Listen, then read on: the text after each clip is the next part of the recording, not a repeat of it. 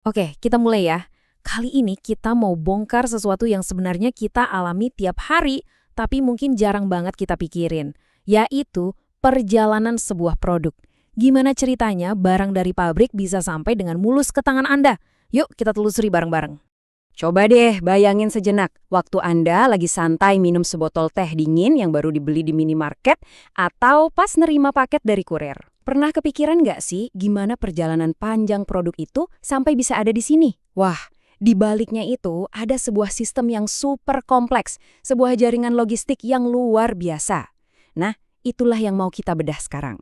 Nah, untuk bisa ngerti soal manajemen distribusi, kita harus mulai dari akarnya dulu nih. Istilah kuncinya adalah saluran distribusi. Apaan sih itu sebenarnya? Yuk kita lihat definisi akademisnya, biar fondasi pemahaman kita kuat. Oke, definisi pertama ini datang dari American Marketing Association. Coba perhatikan baik-baik kata kuncinya di sini, struktur. Ini penting banget, karena artinya distribusi itu bukan proses yang asal-asalan, bukan proses acak. Ini tuh sebuah kerangka kerja yang terorganisir, yang melibatkan banyak banget pihak, mulai dari agen, dealer, pedagang besar, sampai pengecer.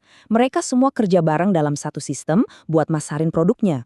Selanjutnya, kita lihat definisi dari David A. Revson yang ngasih perspektif berbeda. Kalau tadi kata kuncinya struktur, di sini kata kuncinya adalah jalur.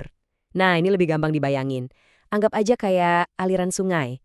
Ada arus barang yang terus-terusan ngalir dari hulu, yaitu produsen, ngelewatin berbagai perantara, sampai akhirnya bermuara di kita, para pemakainya. Jadi apa intinya? Gampangnya gini, kalau kita gabungin dua definisi tadi, kita dapat gambaran utuhnya. Saluran distribusi itu adalah kombinasi antara struktur organisasi yang rapi dan jalur fisik yang jelas untuk mengalirkan barang. Dua-duanya ini harus klop, harus sinkron, biar produk bisa sampai tujuan dengan efisien. Oke, definisinya udah dapat. Sekarang pertanyaannya, emang sepenting apa sih ini? Apa fungsi utamanya? Kenapa kita perlu repot-repot bikin struktur dan jalur segala? Mari kita gali lebih dalam.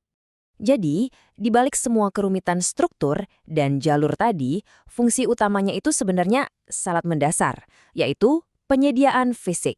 Simpelnya, tugasnya ya cuma mindahin barang dari titik A, si produsen, ke titik B, yaitu kita, para konsumen.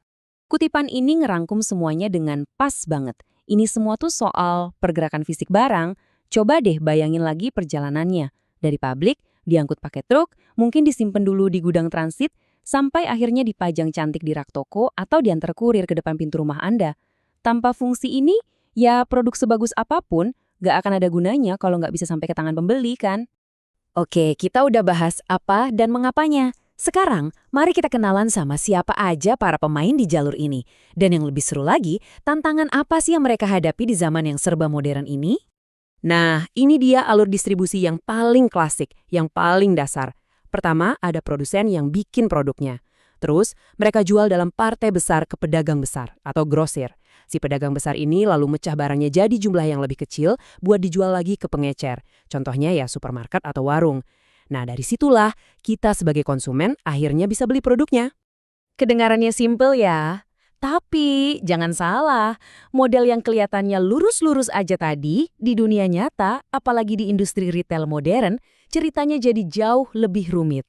Jalurnya itu penuh tantangan, penuh rintangan yang harus dilewati sama produsen. Coba deh Anda bayangin rak di supermarket. Itu kan kayak medan perang ya. Ratusan merek berebut satu tempat kecil yang strategis.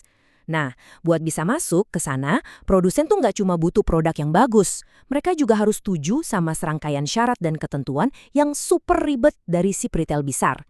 Inilah yang namanya trading term. Dan trading terms ini ujung-ujungnya seringkali berarti satu hal, biaya. Biaya tambahan yang nggak sedikit. Coba lihat aja daftar ini. Ada listing fee, ini baru bayar supaya produknya tercatat di sistem mereka. Ada gondola fee, buat bayar sewa tempat di rak biasa. Belum lagi yang premium kayak dancing up fee, biar produknya bisa dipajang di ujung lorong yang paling banyak dilihat orang. Nah, inilah realita ekonomi distribusi di retail modern. Keras. Baik, setelah kita ngerti definisinya, fungsinya, sampai tantangannya yang lumayan bikin pusing, sekarang waktunya kita rangkum semua ini dan kita coba intip sedikit ke masa depan dunia distribusi. Jadi, poin penting yang harus kita ingat adalah ini. Saluran distribusi itu ibarat tulang punggungnya perdagangan. Ini adalah sebuah sistem terorganisir, gabungan antara struktur dan jalur, yang tugasnya nganterin produk dari pembuat ke pemakai. Tapi seperti yang udah kita lihat, jalur ini nggak pernah statis. Dia terus berubah, terus berevolusi, dan jujur aja makin kesini makin kompleks. Nah, ini yang membawa kita ke pertanyaan terakhir, khusus buat Anda semua. Dengan adanya teknologi kayak drone pengiriman, kecerdasan buatan buat ngatur stok, dan e-commerce yang makin menggila, kira-kira gimana semua ini bakal mengubah total jalur distribusi di masa depan? Inilah tantangan sekaligus peluang besar buat kalian sebagai generasi penerus di bidang teknologi rekayasa logistik. Coba direnungkan. Terima kasih.